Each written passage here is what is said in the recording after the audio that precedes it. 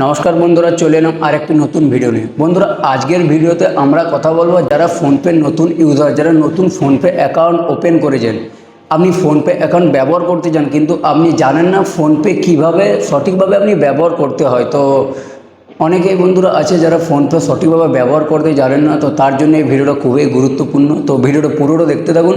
আমি এই ভিডিওতে A to Z প্রথম থেকে শেষ অবধি আপনাদেরকে আমি দেখিয়ে দেবো কীভাবে আপনি আপনার ফোনপে সুরক্ষিত রাখবেন।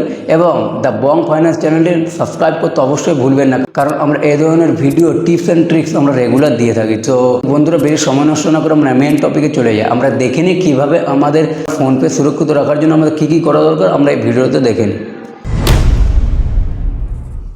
বন্ধুরা, প্রথমে আপনার যে ফোনপে অ্যাপটি আছে, আপনি অবশ্যই আপনার ফোনপে অ্যাপটি আপনি চেক করে নেবেন আপনার ফোনপে অ্যাপটি আপডেট আছে কি না। যদি আপডেট না থাকে অবশ্যই প্লে স্টোরে গিয়ে আপনি ফোনপে অ্যাপটি আপনি অবশ্যই আপডেট করে নেবেন। কারণ আপডেট দিলে কী হয় বন্ধুরা, আপডেট দিলে আপনার যে ফোনপে যে নতুন ফিচার্স আপনারা দেখতে পাবেন, নতুন ফিচার্স ফোনপেতে কী কী এসেছে।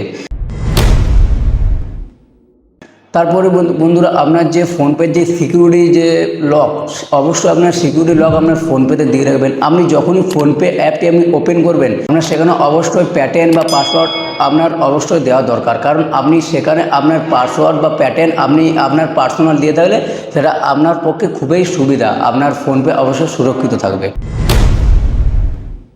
এবং বন্ধুরা, কিউআর কোড, বন্ধুরা আপনারা যখনই ফোনপেতে কোনো টাকা আপনি কাউকে সেন্ড করবেন, ধরুন আপনি কোনো দোকানে আপনি কোনো খাবার খাচ্ছেন, আপনার ফোনপে থেকে আপনি টাকা দিতে চান কিউআর কোডের মাধ্যমে, তো আপনি অবশ্যই কিউআর কোড স্ক্যান করার আগে অবশ্যই আপনি তার নাম অবশ্যই দেখে নেবেন, তারপরে আপনি টাকা সেন্ড করবেন। এবং বন্ধুরা, আপনি যখন কারো টাকা আপনি ট্রান্সফার করবেন, অবশ্যই তার নাম এবং ফোন নাম্বার আপনি দেখে নেবেন। কারণ বন্ধুরা, একবার যদি আপনি ভুল অ্যাকাউন্টে আপনি টাকা সেন্ড করেছেন, সেই টাকা ফেরত পাওয়া খুবই কঠিন। তো বন্ধুরা, তার জন্য আপনি যখনই কোনো কিউআর কোড বা কোনো নাম্বারে আপনি টাকা সেন্ড করুন, অবশ্যই তার নাম এবং নাম্বার আপনি কনফার্ম করে নেবেন।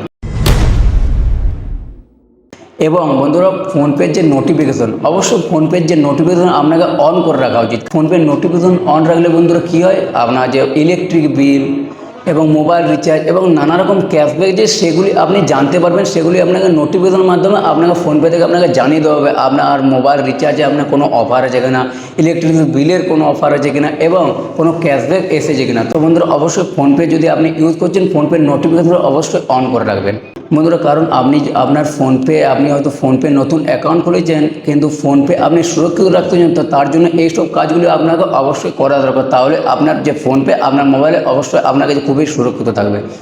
তো বন্ধুরা, আপনারা এই কয়েকটি কাজ করলে অবশ্যই আপনারা আপনাদের যে ফোনপে আপনারা অবশ্যই খুবই সুরক্ষিত রাখতে পারবেন। তো বন্ধুরা, ভিডিওটা কেমন লাগলো অবশ্যই জানাবেন। ভিডিওটি যদি ভালো লাগে অবশ্যই একটা লাইক করবেন এবং সাবস্ক্রাইব করে পাশে থাকা বেল আইকনটি প্রেস করবেন, কারণ আমরা এই ধরনের ভিডিও রেগুলার দিয়ে থাকি। তো বন্ধুরা, দেখা হবে নেক্সট ভিডিও। তখন ভালো থাকবেন, সুস্থ থাকবেন। ধন্যবাদ।